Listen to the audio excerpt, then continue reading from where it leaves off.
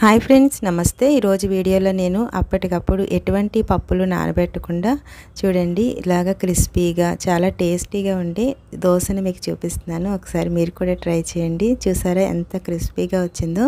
ఇది మనం ఎలా చేసుకోవాలో చూద్దాం. నేను ఇక్కడ ఒక కప్పు పొడి బియ్యం పిండి తీసుకున్నాను ఫ్రెండ్స్. అలాగే ఒక మీడియం సైజు బంగాళాదుంపని పీల్ తీసుకుని ఇలాగా ముక్కల కింద కట్ చేసుకుని వీటిని కూడా యాడ్ చేసుకోవాలి. ఇలా బంగాళదుంప వేసుకోవడం వల్ల చాలా బాగుంటుంది దోశ అనేది. పిల్లలకు కూడా చాలా హెల్తీ, ఎక్కువ కార్బోహైడ్రేట్స్ ఉంటాయి కాబట్టి. అలాగే ఒక 4 వెల్లుల్లి, అలాగే ఒక 4 వరకు ఎండుమిర్చి వేసాను.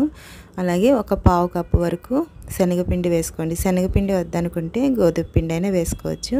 అలాగే ఒక హాఫ్ కప్పు వరకు పెరుగు కూడా వేసుకోవాలి.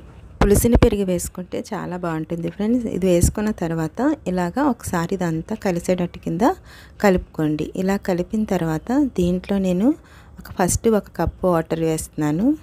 చూడండి, ఇలా వాటర్ వేసుకున్న తర్వాత మనం కింద బియ్యం పిండి వేసాం కదా, అది కొంచెం ఉండలు కట్టిన టైప్. దీన్ని ఒకసారి ఇలా కింద నుంచి ఇలా కలుపుకోవాలి. ఇలా కలిపిన తర్వాత చూడండి ఇంకొక పావు కప్పు వరకు వాటర్ని యాడ్ చేస్తున్నాను.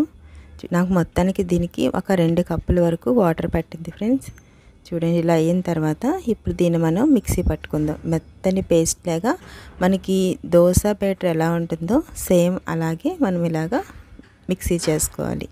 చూడండి, ఇలా అయిన తర్వాత ఇప్పుడు దీన్ని మనము ఒకసారి ఇలా ఇలా వేసుకున్న తర్వాత ఇప్పుడు దీంట్లో మనము సరిపడినంత సాల్ట్ వేసుకోండి. అలాగే ఒక పావు టీ స్పూన్ వరకు బేకింగ్ సోడా వేస్తున్నాను ఫ్రెండ్స్. వేసుకుని ఒకసారి దీన్ని ఇలాగా ఒక 2 నిమిషాలు ఇలా కలుపుకోండి.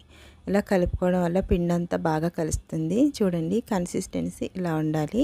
ఇలా అయిన తర్వాత ఇప్పుడు మనం స్టవ్ మీద మీ నాన్ స్టిక్ ప్యాన్ పెట్టుకున్నాను నేను. ఇలా కొంచెం వాటర్ వేసుకోండి. వాటర్ వేసుకున్న తర్వాత మీరు క్లాత్ తోటైనా లేకపోతే టిష్యూ పేపర్ తోటైనా ఇలాగా ఒకసారి ఇలా క్లీన్ చేసుకోండి. ఇలా క్లీన్ చేసిన తర్వాత దీని మీద ఏమీ ఆయిల్ అప్లై చేయకుండానే మనకి దోశలు అనేవి వేసుకోవచ్చు.